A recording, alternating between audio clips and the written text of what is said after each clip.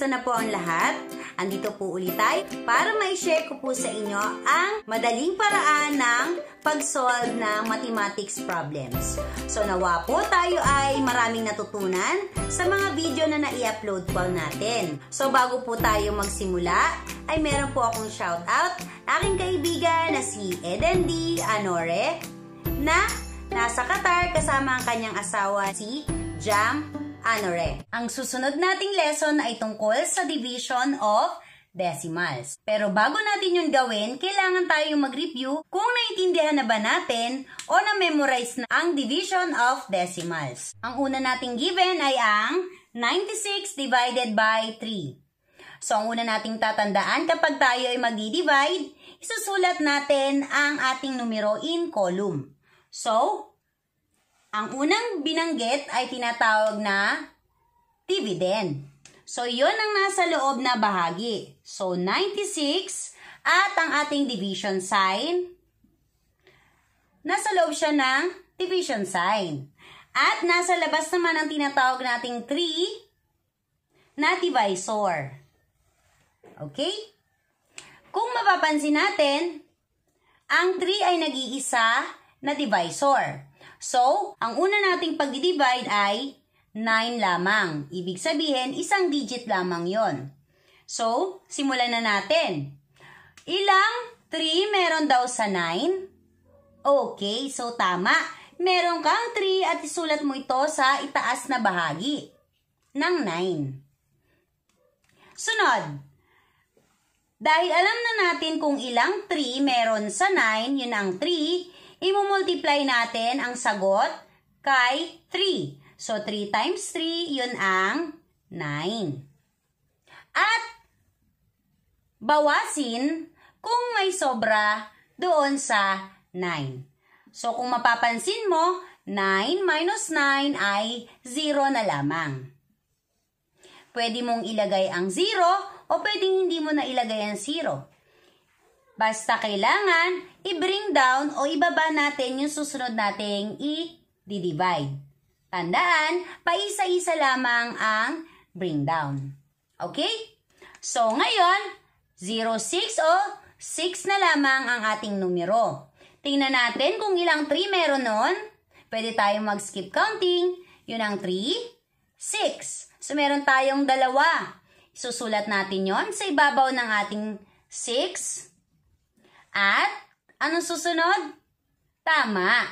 Pagkatapos mong i-divide, yung kabaliktaran naman nun, i-multiply mo kung tama.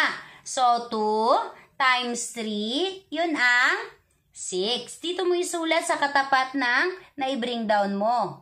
So, yun ang 6 at bawasin kung may sobra. At kung mapapansin mo, mayroon tayong 6 minus 6 na 0 pa rin ang sagot.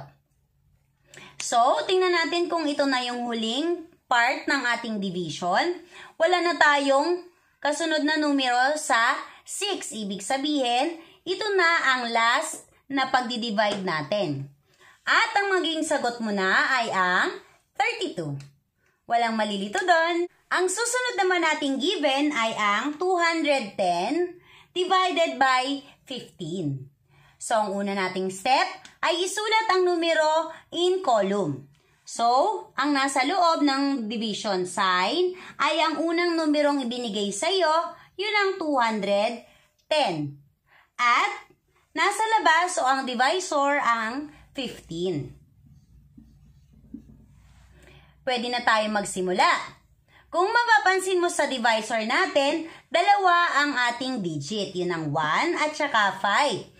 Ibig sabihin, ang una nating pagdi-divide sa nasa loob o na dividend natin ay dalawang numero ang una.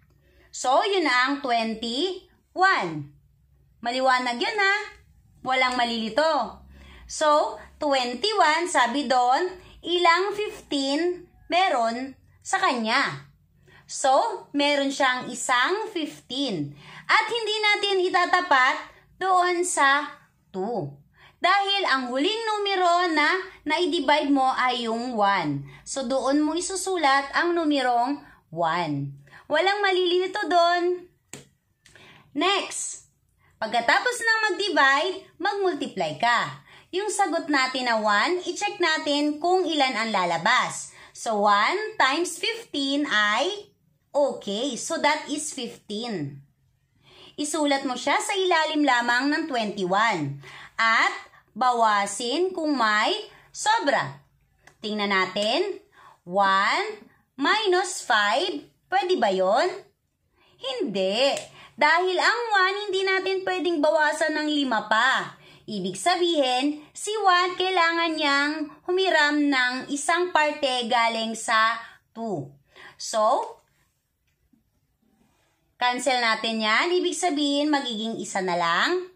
At yung 2 o 20 na matatawag natin, hiniram natin yung place value na tens. So, yung 10 na yon mapunta ron sa 1. At magiging 11. So, ganun ang pagkakasunod-sunod ng numero kapag pinag-uusapan na ay rounding. Hindi yung binawas mo siya ng isa, magiging 11 agad. Hindi ganon. So, yung mas malaking place value ang hiniram mo doon sa 2. So, ibig sabihin, yun ang tens. So, ang 10 ay hiniram ng 1, kaya naging 11 siya. So, continue na natin ang subtraction. 11 minus 5 ay okay. So, that is 6. Ang sunod na 1 minus 1 ay okay. So, 0 na lamang. Tandaan ulit, pwedeng isulat, pwedeng hindi na natin isulat dahil hindi na naman maaapektuhan ng ating number na 6. So, sunod na tayo. Anong ating ibababa or i-bring down? So, ang susunod na numero ay ang 0. So, 0, ibaba natin kalapit ni 6. Ni 6 para maging 60. So, next, ilang kaya ang 15 doon galing sa 60? Bilangin natin. Meron tayong 15, meron tayong 30, meron tayong 45, at meron tayong 60. So, ibig sabihin, meron tayong 4 na 15 galing sa 60. Isusulat mo yon doon sa na-bring down mo. Sa taas niya ay 4. Walang malilito. At ang 4 na 15 ay ilan? Tama. Yun ang 60. Isusulat mo doon sa baba ni 60.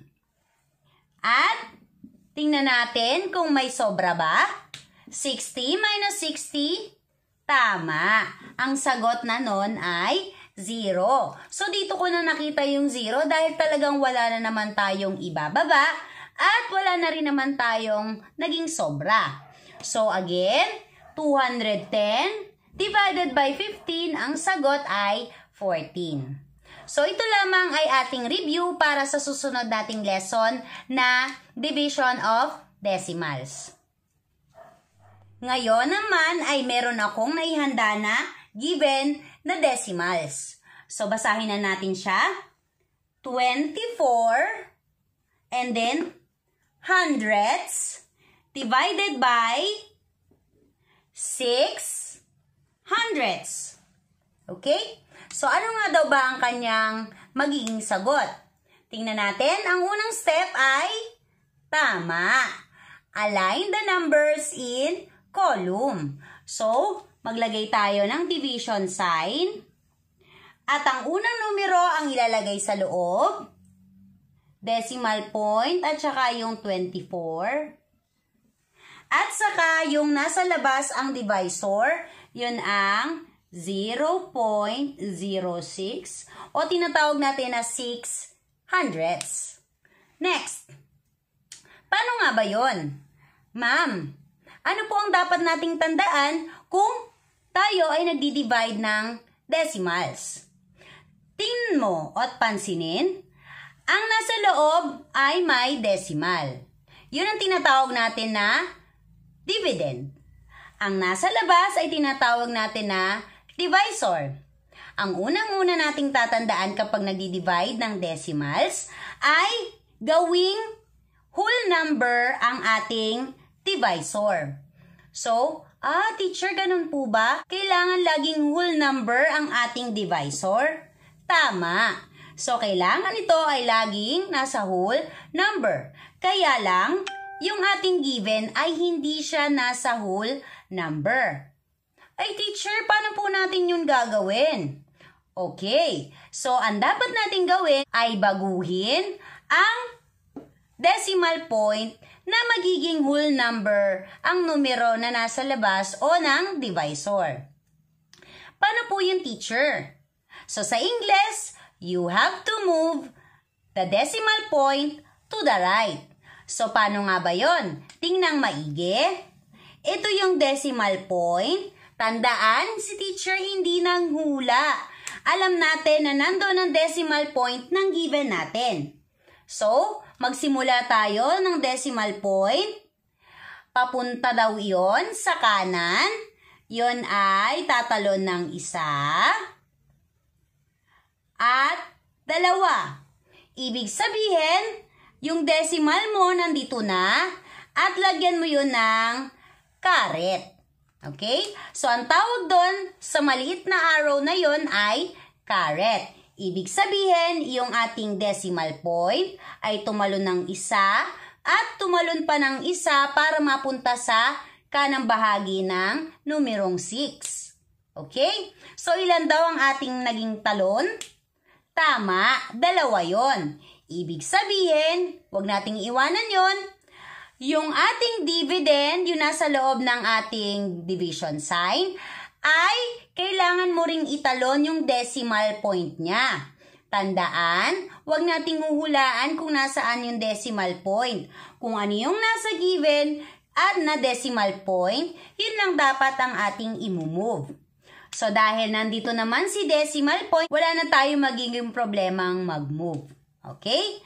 So, itatalon din natin ang nasa loob na decimal point. So, pakanan din, 1, 2.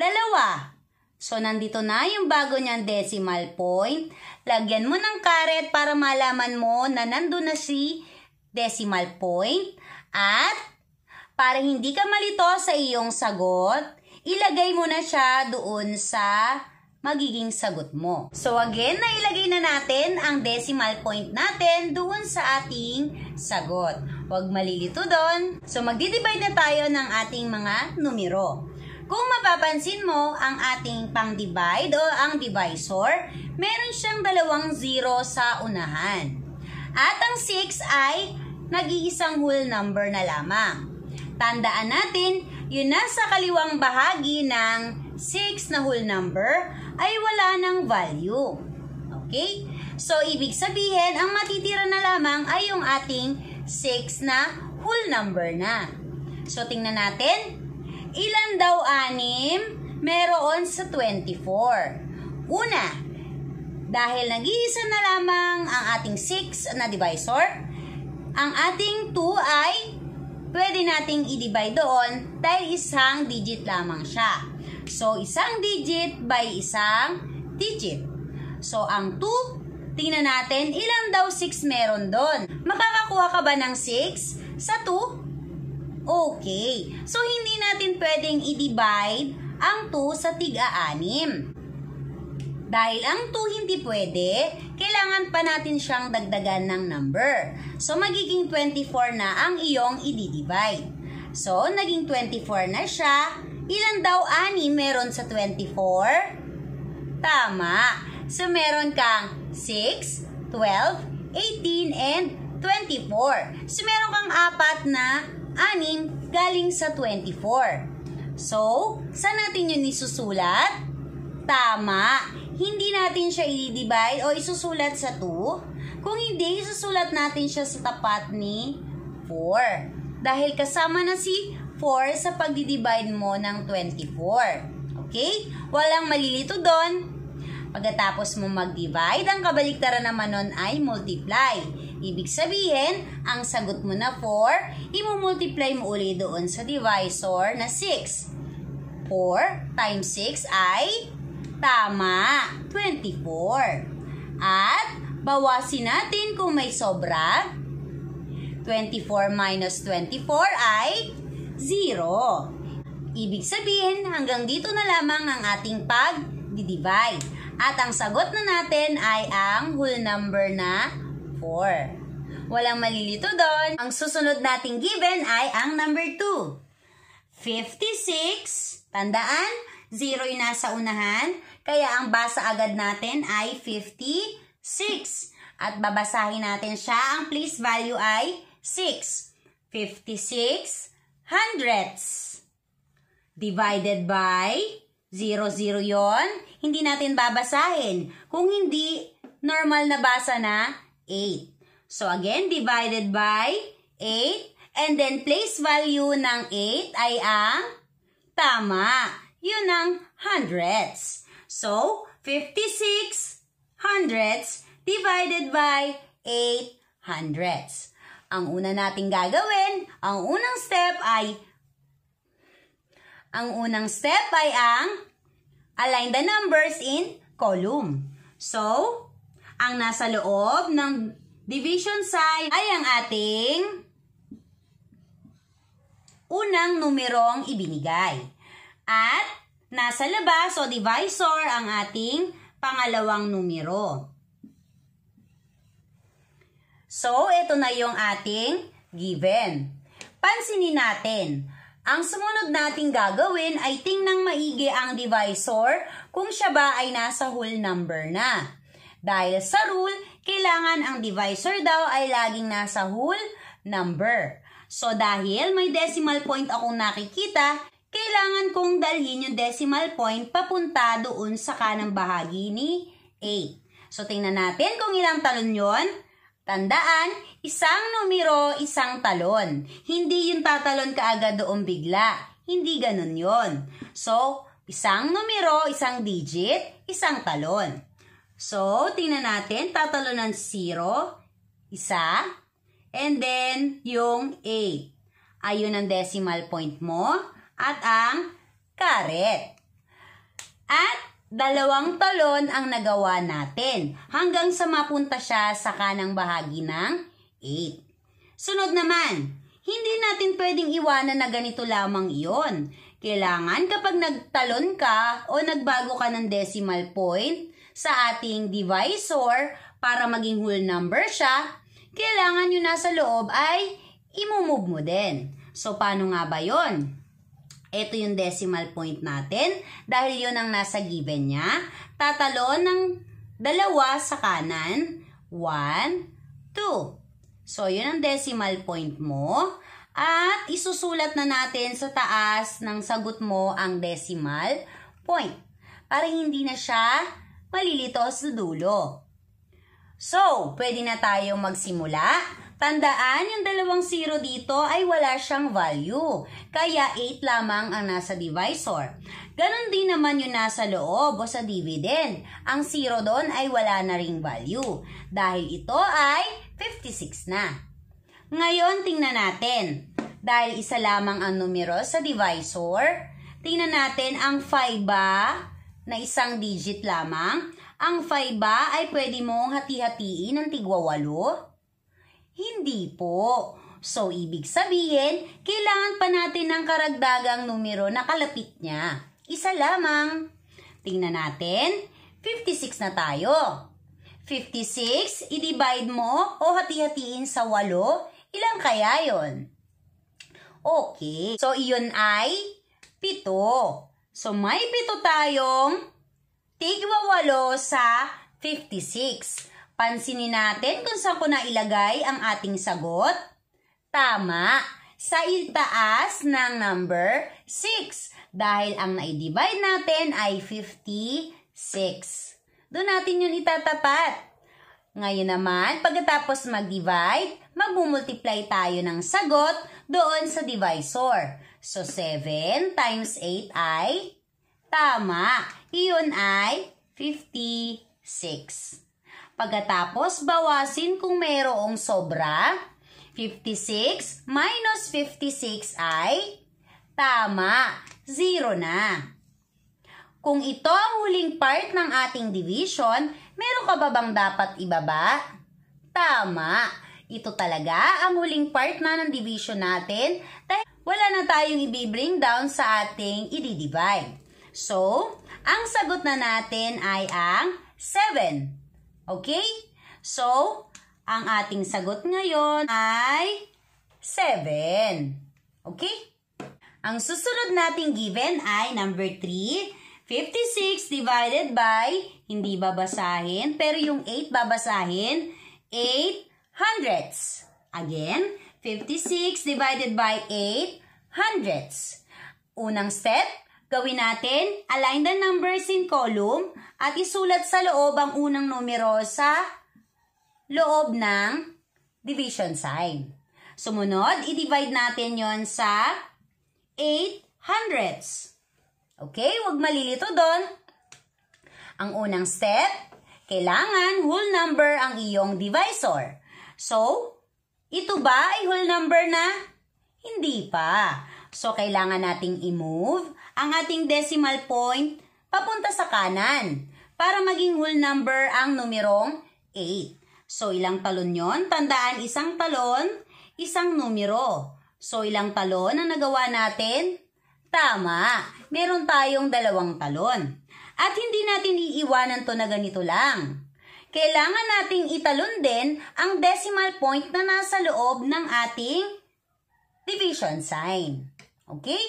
Kung mapapansin mo sa 56, nasan kaya ang decimal point? Okay, so bawal po tayong manghula kung nasan ang decimal point.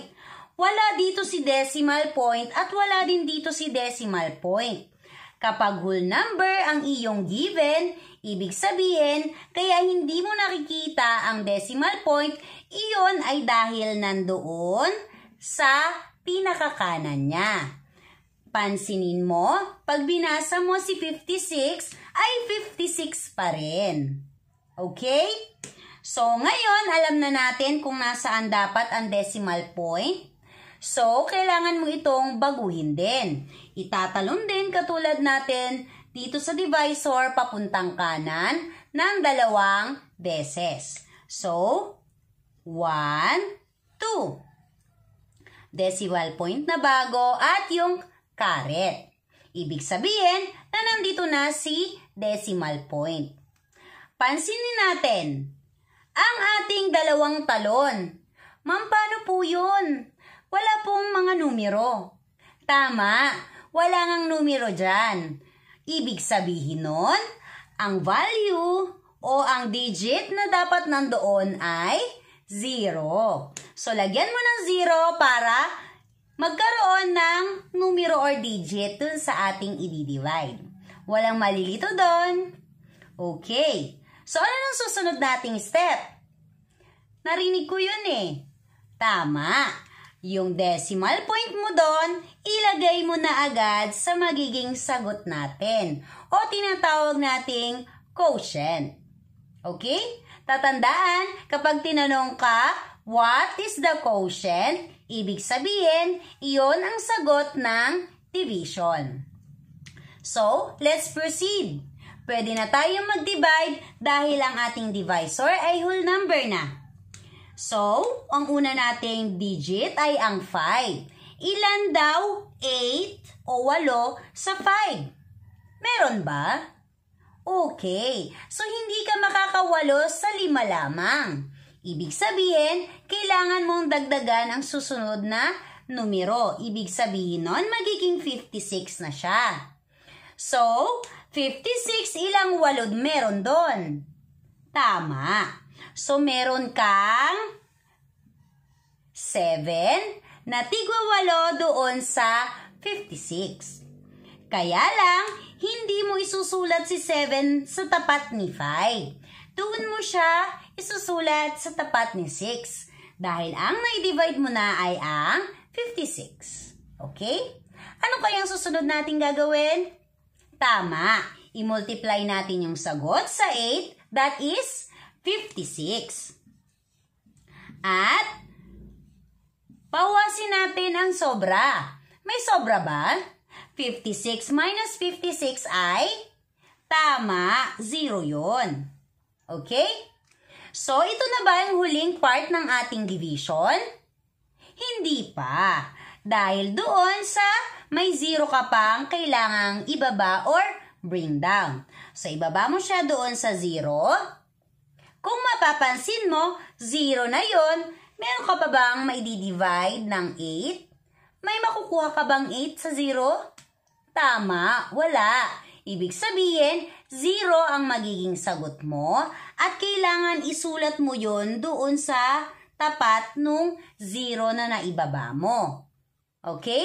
Dahil mawawalan ng numero or digit doon sa kalapit na yon ng 7. Kapag hindi mo yon naisulat, ibig sabihin 7 lang ang sagot mo. Okay? So, 0 i-multiply mo sa 8. Tama. Hindi iyon 8. Kung hindi, 0. So, ilagyan natin doon para makita natin na i-minus mo yon ay 0 pa rin. Kaya lang, meron pa tayong isang ibababa or i-bring down. Okay? So, yung 0, kailangan ibaba mo ulit doon sa baba. At i-divide mo ulit siya doon sa 8. Teacher, ba't kailangan po natin gawin yon?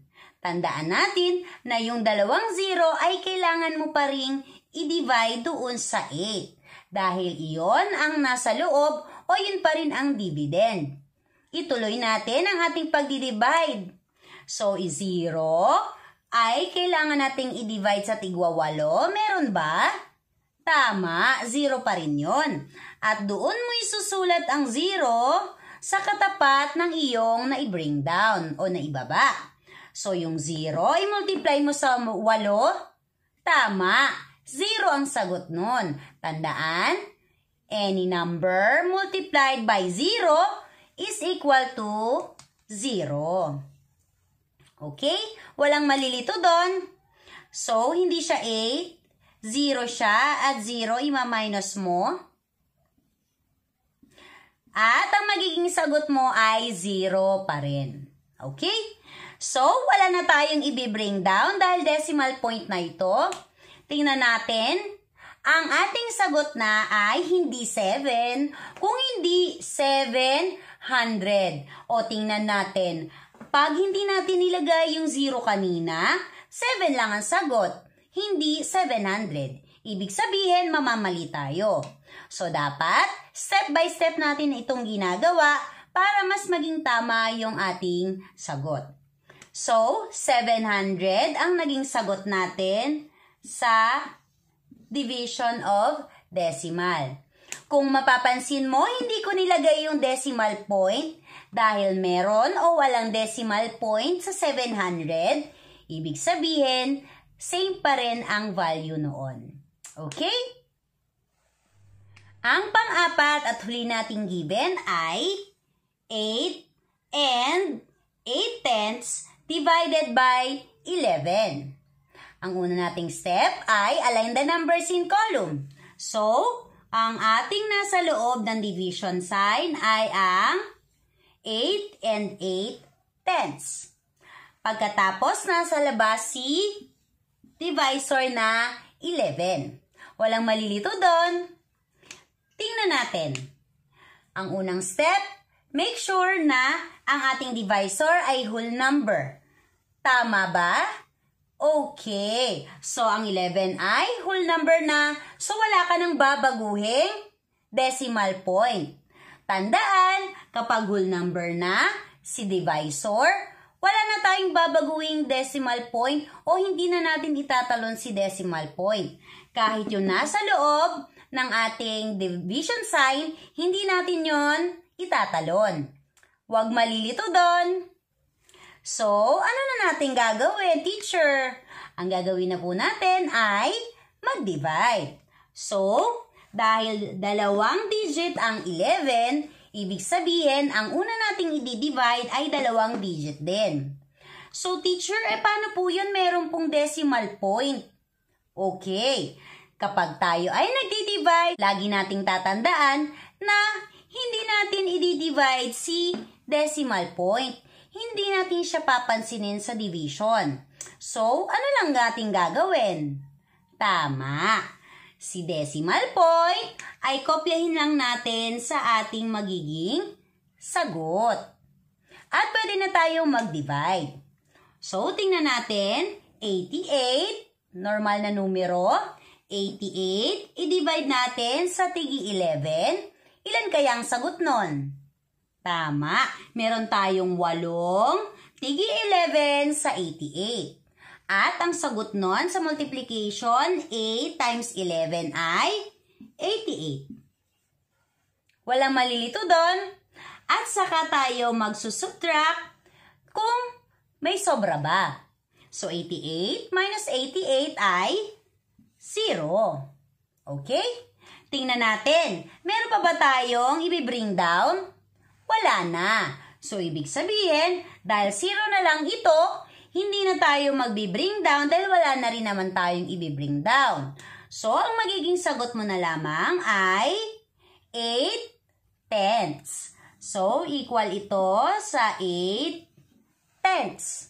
Walang malilito doon. Nawa ay ating natutunan ang division of decimals. Kapag meron tayong mga tanong, pwede nating paulit-ulitin ang video na ito. Pwede nating isa-isahin ang mga sinasabi na tips ni Teacher Carla sa ating division of decimals. Huwag kakalimutan, ang math tiyaga, siguradong may nilaga. And again, this is Teacher Carla saying, thank you for watching and see you on my next video. Bye-bye!